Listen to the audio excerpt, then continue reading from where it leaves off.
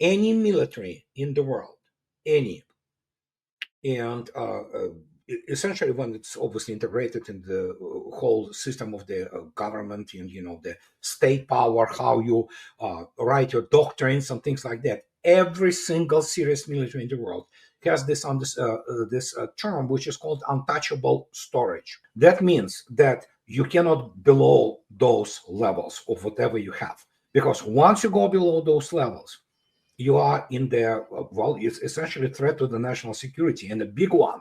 And some people who do that, unless it is some extraordinary circumstances, they will be actually court-martialed, or if they are civilians, they will be, in court, and will be, convicted of many things which are really nasty. Just to give you an example, even on the level of the ship, depending on the type of the ship, if you go to sea, there are some things which you cannot below unless it is something absolutely incredible circumstances. In terms of fuel, for example, on mine ships which I serve, you couldn't go below the 30% of the fuel of the tank. You couldn't go below. You couldn't completely, empty your magazines in the shells. So you always have to have things which you cannot below, and it also applies to the level of the nation states, and their, defense policies. But and I was on record for years now that there are peace, talks between Russia and Ukraine have been sabotaged by the United States and Great Britain in April 2022 in Istanbul. This special military operation became not just about Russia and Ukraine.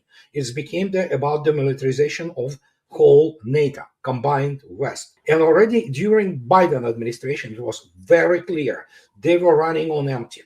They were continuing to provide things which many people, even in Biden administration, were beginning to voice their concern that we are getting those, below those levels.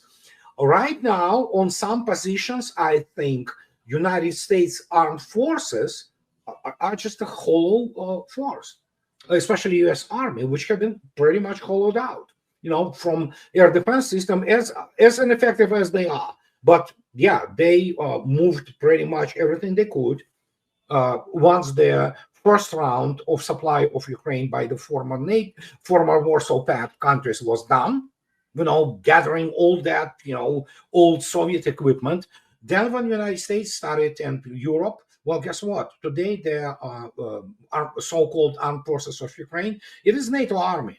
It is practically completely, with the exception of the small arms, equipped with the NATO weapons, platforms, what have you. And NATO has been demilitarized.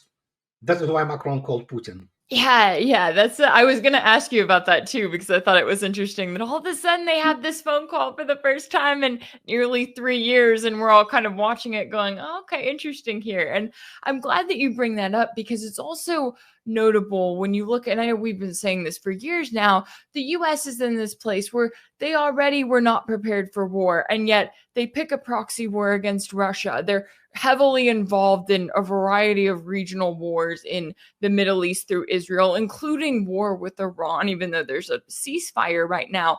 And then they're trying to pick a war with China. And it's like, okay, none of this makes any sense.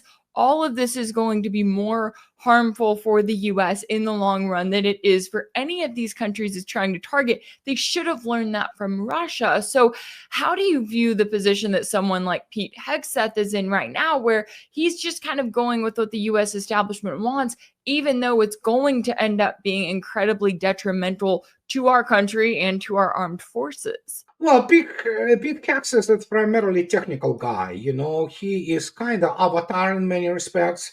Nothing personal against him per se, but he is not. He didn't approach this thing from the position where he had the ability. But then again, in the U.S. military, it absolutely means nothing.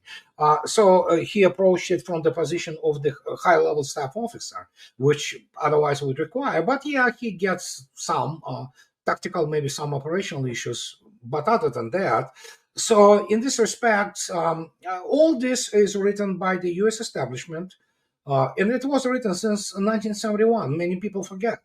United States couldn't afford war in Vietnam, for crying out loud. That is why Nixon jumped the golden standard. That's why United States couldn't finance it anymore. And believe me, that United States on 1971, it was an industrial giant. Okay, it was the country with the huge economic muscle.